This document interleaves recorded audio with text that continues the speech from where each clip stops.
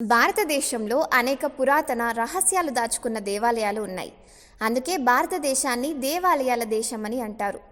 కొన్ని ఆలయాలు రహస్య సంఘటనల మిస్టరీని ఇప్పటి వరకు ఎవ్వరూ ఛేదించలేకపోయారు. అయితే ఈ ప్రత్యేకమైన రహస్యాల కారణంగా కొన్ని ఆలయాలు ప్రపంచవ్యాప్తంగా ప్రసిద్ధి చెందాయి. అలాంటి దేవాలయమే ఇది కూడా. ఇక్కడికి దేశ విదేశాల నుంచి అనేక మంది వస్తూ ఉంటారు. అటువంటి అద్భుతమైన రహస్య ఆలయం మధ్యప్రదేశ్లో ఉంది. ఇక్కడ ఉన్న ఈ ఆలయంలో ఏళ్ల తరబడి నీళ్లతోనే దీపాలు వెలుగుతున్నాయి. ఇది ఎలా సాధ్యమవుతుందనేదే ప్రశ్న.